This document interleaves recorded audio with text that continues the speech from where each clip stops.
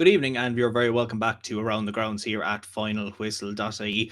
9 games down for decision tonight in both the SSE Men's Airtricity Premier Division and First Division, with games concerning relegation, European playoffs, and title deciders as well. To take a crack at all of the action this evening, we'll start with the game up in Oriel Park, where third met fourth in the Premier Division. Watching the game for us was Ciaran Callan. Well, this was a game that was always going to be tight and tense from the start, but however, a solitary goal from Daniel Kelly. I think it's a second in 2 games, which has resulted in the 3 points. And if I'm not mistaken, if results stand elsewhere, Dundalk now move into second position. Who would have thought that only a couple of weeks ago, that this Dundalk side would be in the position where they are now? This game was extremely tense from the get-go. And with that, there was very, very little chances in the front of the goal in the first half.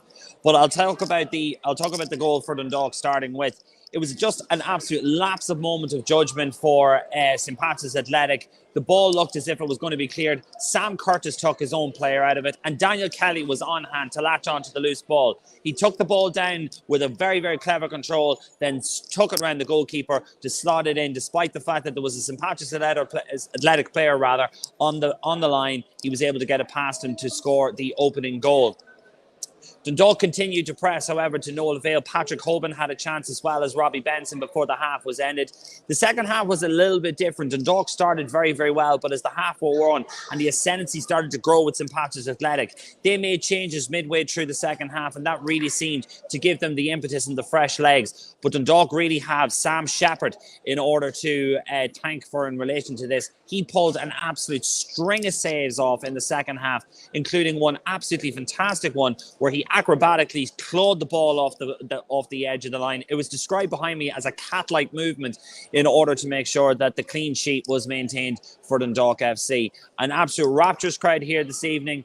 This game in the reserve verse fixture in April was a bit of a damp squib. This game had a little bit of bite and edge to it, but nothing that you would say was a dirty game. It was full-blooded. Both teams really wanted it, but it was always going to take just that little bit for the lock to be picked, and Daniel Kelly was the key master this evening. He's just scored his 24th goal for Dundalk this evening, his 5th all-round. He's really coming into promise wearing that number 7 jersey. But an awful lot of praise must go to the Welsh under-21 goalkeeper, Nathan Shepherd, who at the beginning of the season, people were speaking about his stature, people were speaking about his aggressiveness, people were speaking about even his size.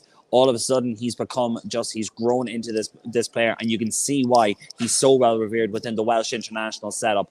But as things stand going into this international break, Dundalk are sitting pretty. They must be really, really happy with their progress so far.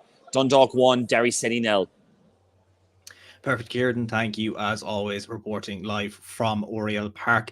Now to matters concerning the bottom half of the table. It was 7th placed Bohemians hosting 8th placed Drogheda United at Dalymount Park this evening. Which team could gain ground and try and get out of a relegation dogfight? Reporting live from Dalymount Park is Sean Crosbie.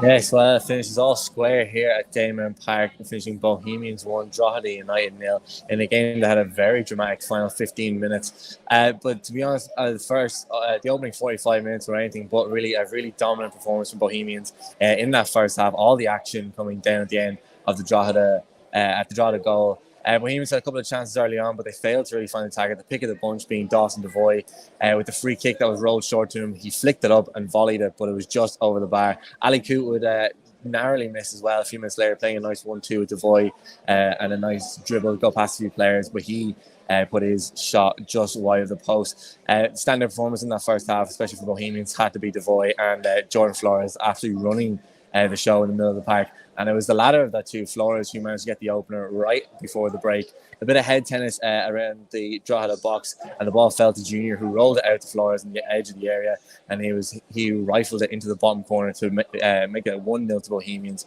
going into the break. And in the second half, Drogheda were the ones to really get the game's first chance. Darren Nugent coming close, getting onto a loose ball inside the box, but James Talbot was quick enough to rush off his line and to get his body in front of his effort.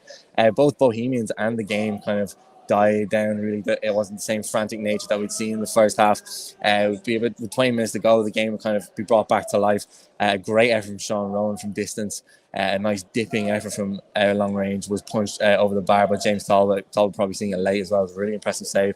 And then Sam Long was kept busy as well up at his goal for Drogheda. 2 saves against Ali Coote. One at his near post, and the second a great effort to stretch across the goal. A curling effort from Coote that he managed to palm around the post. Liam Burt would also come close a couple of minutes before full time, rattling the bar from close range. And with 7 minutes to go, it looked like Bohemians was going to get a third home in a row, but it wasn't to be. With 7 minutes to go, 2 of Drogheda's substitutes linking up. Diarmuid flicking the ball over his head after some more head tennis, which was a bit of a common sight in this game. Around the Bohemians box, Markey flicking the ball over his head to find Dean Williams, who lifted the ball over the onrushing Talbot to make it 1-1. And you have to say, really, for Drogheda, it probably feel like a point gained, and for Bohemians, a point lost. It certainly seemed like that with the reaction from the fans at full time, boozing around Diarmuid. And they'll have to wait quite some time now to watch the team again. Bohemians back in action in 2 weeks away to Finn Harps. As for Drogheda, in 2 weeks' time, they will be hosting UCD. So full time here at Daily Mountain finishes Bohemians 1, Drogheda United 1. That, of course, was Sean Crosbie reporting live from Dalymount Park. And moving to matters concerning the bottom half of the table again, UCD were in action against Sligo Rovers. Sligo Rovers, of course, under new management. Could they continue their winning run this evening? Reporting from the UCD Bowl is Conor Paterson. They could not continue their winning run this evening, but they did manage to pick up a point here in the UCD Bowl. An exciting second half, really game of 2 halves. First half, very boring, very few chances. Second half, the game came alive. We even had 10 minutes stoppage time at the end. I can show you how bonkers that second half really was. Quiet opening half an hour. Both teams were a bit tense. Both teams tried to make an effort to kind of impose themselves on the game. The midfield was pushing very high. McDonald and Morahan for Sligo.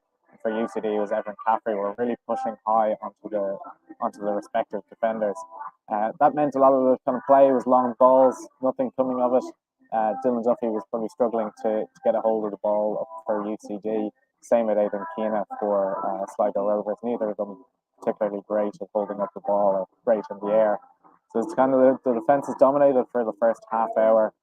It was 38 minutes that we probably got our first real chance. A mistake through Shane Blaney trying to control the ball for Sligo Rovers in the UCD attacking penalty area. A bit of a mishap and he fell over, allowing Dylan Duffy in on goal. But Ed McGinty, we all know his quality in goal, and he showed it again today, going down low with his legs to save it. Just 2 minutes later, Sligo Rovers had their best chance of the first half. An effort from Aidan Keena just outside the box, 100 strike towards goal. Keane Moore with a fantastic save to catch it in. Didn't even drop it or anything. It was an excellent save. No stoppage time at half time for the first half probably showed you how little chances there was, but the second half was quite a different affair. For 54 minutes, Sligo Rovers opened the scoring. Aidan Keena burst through the box after beating Evan Osam. His shot was well saved by Keane Moore, but it was Carlo Sullivan, the winger for Sligo Rovers, who was first to react. Very good header coming in just in front of the goal. Good reactions beat all the UCD players to react to the fine save from Keane Moore. It looked just after the goal that Sligo Rovers could double their lead. I put in the commentary that they looked like most likely to score, but then 68 minutes UCD surprised everyone and got back into the game. Dylan Duffy this time with a header equaliser. It was a fantastic goal. Great header to beat Ed McGinty, who we all know is very good in Sligo Rovers net. There was a bit of stoppages as the game progressed. First was David Dunn, the referee, who got knocked, got a ball to the head. He was down. There was a long delay for that, and ultimately he had to go off, stretchered off. So the fourth official came in to take control of the rest of the game. A few minutes later, Thomas Lonergan, who had just came on as a substitute and showing some promise, he went down after being clattered by Ed McGinty. He was coming up to head a ball just on the edge of the box. Won the ball and clattered into poor Thomas Lonergan, who could play no part. He was only on the pitch for about 2 minutes. This meant that there was a kind of frantic end. There was a lot of substitutes, a lot of long time of stoppage time, as I said. Best chance probably fell to Alex Nolan for UCD, but his shot was blocked. UCD were definitely enthusiastic. They were energetic for the last few minutes. Sligo looked tired, but UCD probably just lacking that composure to really finish the game off. So ultimately, honours even here at the UCD Bowl. Both sides could have probably felt that they could have won that today.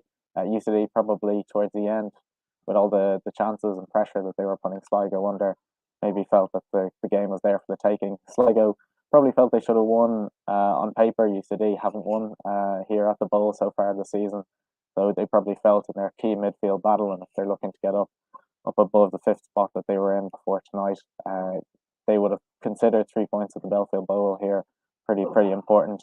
Ultimately wasn't to be, and it was 1-0 here in UCD. Perfect, Conor. Thank you very much for that report. Now moving to action down in the First Division at the Carlisle Grounds, Bray Wanderers were in action taking on Athlone Town this evening. Watching the game for us was Sean Comer. Yeah, Diarmuid full time, and it's 3-0 to Bray Wanderers over Athlone Town. Bray have their first win in 11 games over winless Athlone, who are still, of course, waiting for their first win this season. They started well enough in the 10th minute. Thompson skinned the man out on the right-hand side, crossed it into the box, and Feeney got his head to it, but there was just too much air on his attempt, sent it over the net.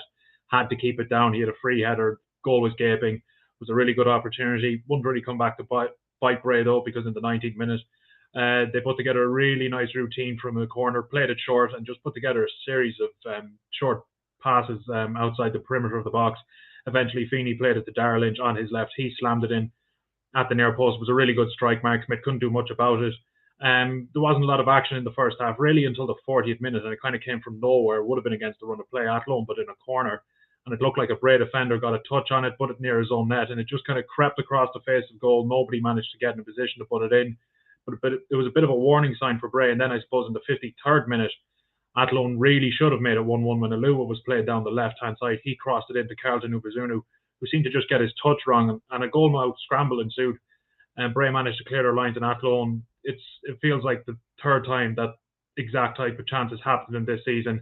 Must be kicking themselves, and it would come back to bite them, because in the 64th minute, Darragh Lynch scored a really scrappy goal. Did well to work his way into the area. Looked like, I think, Van Geenen had come to nudge him off the ball. Nonetheless, he managed to poke the effort goalwards while kind of being shrugged off it. And it just seemed to p-roll by Mark Smith, who should be really disappointed that he didn't manage to keep it out. It was as if the ball went in slow motion. And then in the 73rd minute, it was all wrapped up by Rob Manley, who came on for Lynch.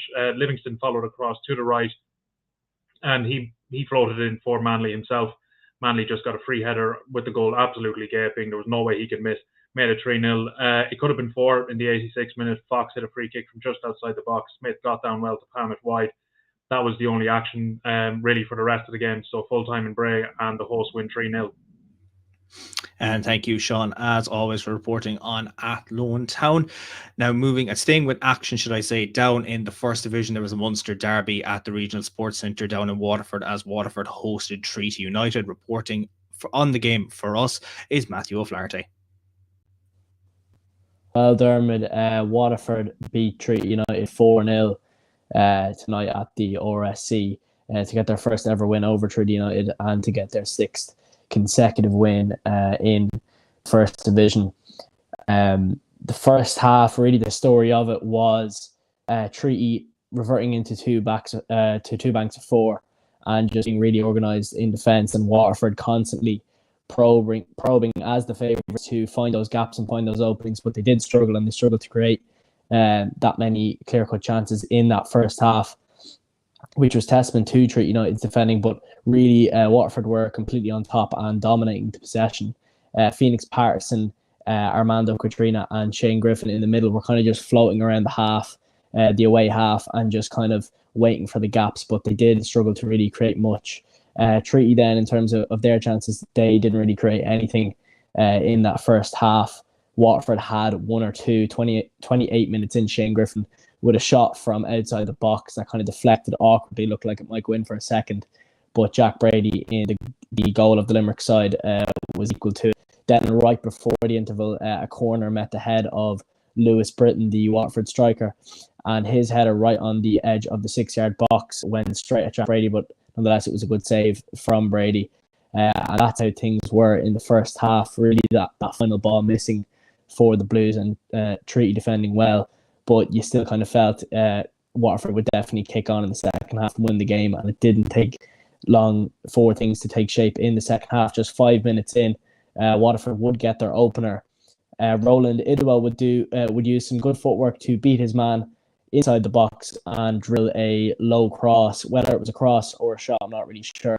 But it went into a good area, and with striker-esque instincts, Louis Britton was there to tap home his 8th goal of the season and make it 1-0. And you just kind of felt right from this moment that the floodgates would open, and as they did. However, on the hour mark, Treaty United did have a very big chance, and it was proved costly that they missed it. A Mark Ludden free kick met Joe Gorman in the box. He kind of headed back into the danger zone across the area, and there was 2 arriving Treaty players, and one of them just about got to the ball, but just kind of blazed his shot over that right side netting. And straight away, Watford would go up the other end and punish Treaty for missing this chance. This time, the ball kind of broke. There was a bit of a mix-up, and Jack Brady was off his line, and the ball broke out to Paterson, who was on the left. He got to the byline, squared it back to Idawa, who got a well-deserved goal for himself, tapping home. So goal and assist for him at that stage. Then moments later, Paterson again slipped through a lovely ball to Shane Griffin, and he finished past Jack Brady, and it was 3-0 at this stage of the game. Treaty were completely out of sorts, and it was just a matter of how many the Blues would get. They would finish things up then in the last minute of normal time. Ciaran Callan substitution was the goal scorer. A ball came in from a corner kick, and it was Killian McKenna, I think, that headed it back across the box, and Ciaran Kavanagh was there to pick up the loose scraps and head home for 4-0. And Kavanagh then actually had to go off injured straight away with an injury, but he helped his side score the 4th goal and make it 4-0. And so that sees Gary Hunt's team get their 6th consecutive win, and now with Galway losing tonight to Cork City, they go 6 points behind Galway in 2nd place. So 4-0 at the Regional Sports Centre to Waterford over Treaty United. Thank you, Con. That was, of course, Con Sheehan reporting on that one. My apologies for getting his name mixed up with a couple of different reporters and creating a new persona altogether here at Finalwhistle.ie. But staying with the First Division, arguably one of the games of the evening, the 2 teams who are locked horns at the top of the table. Leaders, Galway United, hosting Cork City at Eamon DC Park. Watching the action for us was Sam Curtin. Yes, and well, it was Matt Healy's 18-minute wonder goal, which was the difference as Cork City picked up a vital 3 points away to Galway United this evening at Eamon DC Park to reach the summit once more of the Electricity League First Division. It was a cagey opening with both sides knowing what was at stake. So much on the line at a packed Eamon DC Park. Pity I was watching it from home, unfortunately, tonight, but 5,000 lucky spectators were there.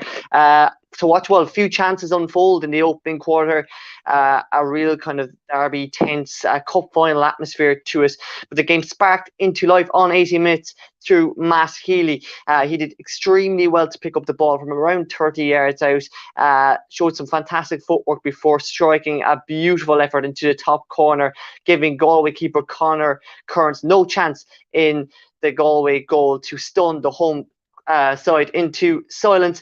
The visitors nearly doubled their lead just a few minutes later when Cian Murphy went on a fantastic run inside the box, but unfortunately for him, his shot hit the wrong side of the right-hand side upright. Wilson Moreira was the only bright spark for the hosts in the first half and thought he had levelled it in the 27 minutes. But Key's shot from a goal-mouth scramble was somewhat cleared off the line from David Harrington, who had a fantastic game, and you could see why he has been called up to Jim Crawford's Irish under-21 side in recent days. The game, well, in the second half, Galway, they tried to push on for that equaliser. Manu Damas came on for Gary Boylan, and the game turned on its head in the 68th minute when former Galway player Rory Keating was sent off for Cork after an off-the-ball altercation with Diego Portilla. City's discipline quickly went further with 2 yellow cards in quick succession. Firstly to Cian Bargery before Matt Healy also picking up one for time wasting. Despite all this adversity, Cork didn't really concede any too many clear-cut chances. Galway struggling to turn their dominance into chances. David Harrington, a fantastic performance from him, as I said, in the City goal. And City managed to hold out until the end for a relatively comfortable 1-0 victory at Eamon DC Park to go a point clear at the top of the table at the perfect end to the first half of the season for Colin Healy's side as they enter the mid-season break. So full time at Eamon DC Park, Galway United 0, Cork City 1. Perfect, Sam. Thank you, as always, for reporting on all matters relating to Cork City. Now, moving back into the Premier Division, it was second place Derry, who were still second place for this evening anyway. They took on Finn Harps at the Brian McBride Brandywell Stadium, and watching the game for us was Rory Morrow. Yes, it was a Northwest derby at the Brandywell tonight between two teams out of form. Derry City, second in the Premier Division, hosting Finn Harps, second from bottom. But it was relegation threatened Finn Harps who took the lead. 8 minutes in, Filip Mihailovic, he scored after Ryan Rainey played him in inside the area. And it was visitors who were comfortable or more comfortable in the opening. Indeed, they went closest to doubling their lead. Regan Donlan had a free kick that cannoned off the crossbar in the 13th minute. And it was Derry. It was sort of surprising that Derry equalised when they did. It came against run of play. Jose Carrillo conceded a sort of cheap free kick, seemed meaningless at the time, quite innocuous, but well patching.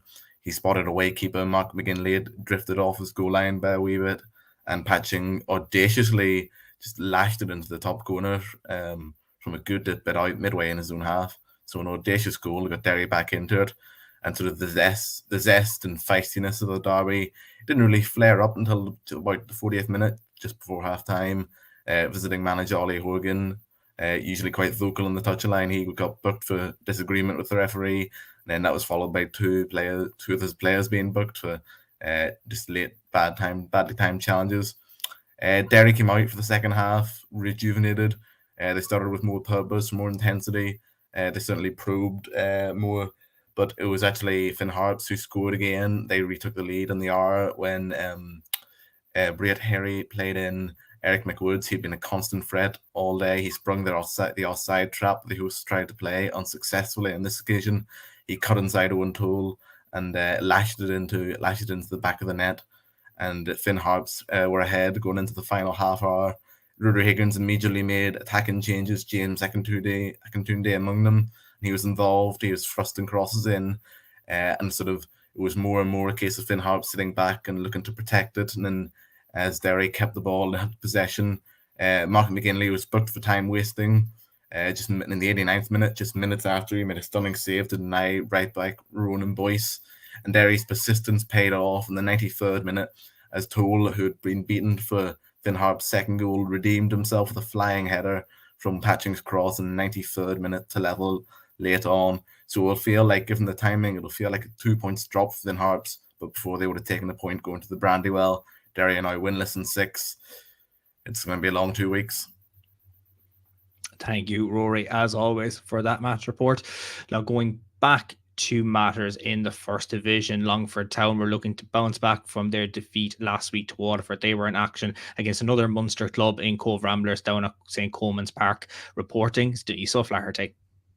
An entertaining clash in St. Coleman's Park ended in a 4-2 win for Longford Town.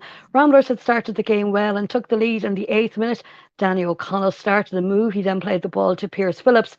He played a 1-2 with James O'Leary before firing past Luke Dennison. In the 12th minute, Ramblers came close to doubling their advantage. Luke Desmond hit the post with his effort. The ball fell kindly to O'Connell, but he brought out a fine save out of Dennison. Town, though, were back on level terms in the 17th minute when Dylan Barnes scored from the penalty spot after Joe Doyle was fouled by Mombeo. The visitors bossed the second half and went ahead in the 49th minute when Ben Lynch's pinpoint cross was headed home by substitute Christian Magerson. Down the other end, Desmond's effort was cleared off the line by Shane Elworthy. It was all action and Joe Power's fine shot just flew across the goal while Aaron Robinson's strike came off the post. In the 59th minute, Robinson did score. He scored with a fantastic finish after a back flick from Magerson. Ramblers pulled a goal back 2 minutes later when Sean McGrath's cross was flicked to the net by Jake Haggerty. In the 66th minute, Elworthy restored the Town's 2-goal advantage with a fine strike after some poor Ramblers defending. Town were able to dictate matters after that, and Ramblers couldn't find a way back. Town go into the mid-season break with a win, while Ramblers finished this half of the season with just 2 wins. It ended at St. Coleman's Park, Cove Ramblers 2, Longford Town 4.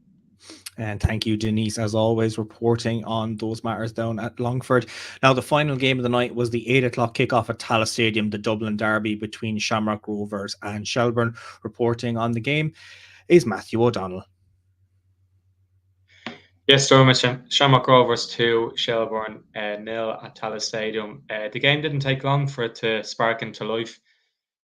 Richie Tell opened the scoring after 2 minutes when Graham Burke collects the ball on the right-hand side. He played it through to Rory Gaffney, who looked up, crossed the ball in, and Dylan Watts, who was oncoming, let the ball smartly go past him, and there was Richie Tell to fire into the far corner. Shelbourne grew into the game as the first half wore on, but failed to trouble Manus with any real chances. And Rovers got their second when Andy Lyons picked up the ball near the corner flag on the left-hand side. He cut it back to striker Rory Gaffney, who turned, swiveled, and struck it into the near corner. And the shot was just too powerful, for a Shelbourne goalkeeper, Brendan Clark, for Gaffney's fourth goal of the season. The second half was more the same. Rovers dominate possession and more or less kind of cruise to victory. Shelbourne, with a few half chances, especially when Cameron Ledridge came on, he delivered some lovely crosses, should I say, into Rovers' penalty area. But Boyd and Farrell couldn't really get on the end of them, and they never really troubled Manus. Shamrock Rovers, like I said, never really had to get out of second gear and didn't really create any chance in the second half either. But it was a good result for them after bouncing back from Monday's defeat. And especially when you think of the Derry result tonight, them failing to win, it leaves Rovers going into the break 8 points clear of Derry and Dundalk, in second place. But they ended here tonight at Tallaght Stadium, Shamrock Rovers 2, Shelbourne 0.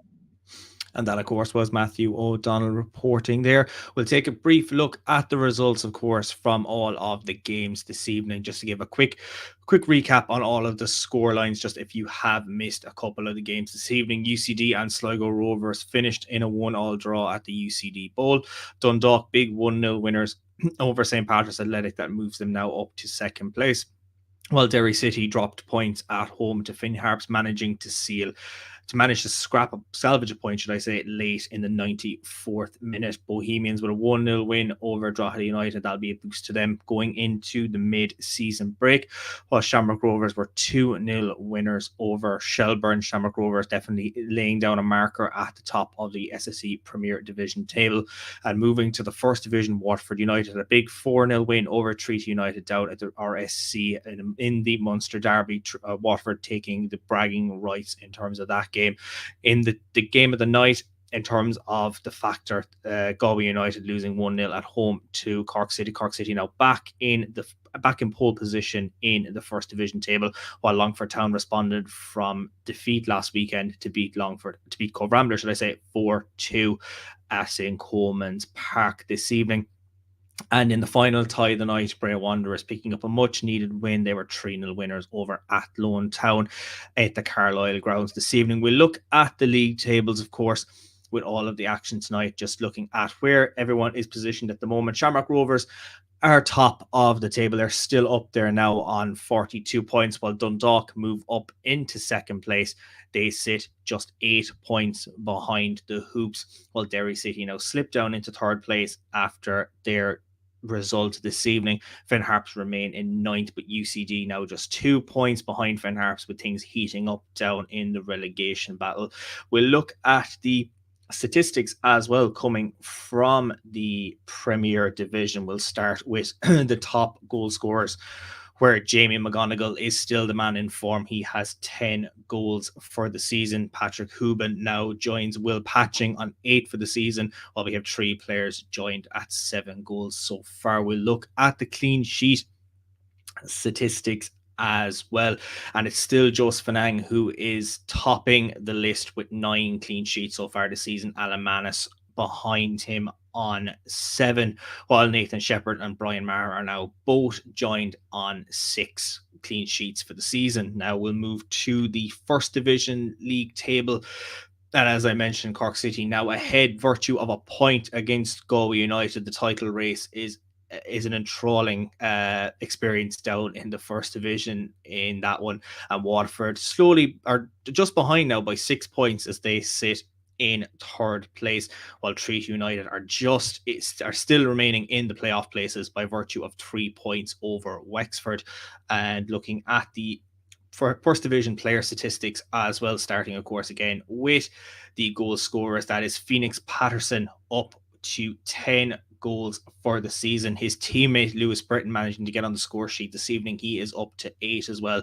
He is joined of course by Stephen Walsh of Galway, while Benona O'Brien Whitmarsh just brings up the rear with 7 goals so far for the season. And looking at the clean sheet statistics as well, David Harrington managing to get one over his opposite number in Conor Kearns, both in terms of the fixture tonight and in the statistics, as well, as he now climbs up to 8 clean sheets for the season, while Kearns is in 7 so far, and Brian Murphy is in 6 as well. He picked up another clean sheet for himself this evening.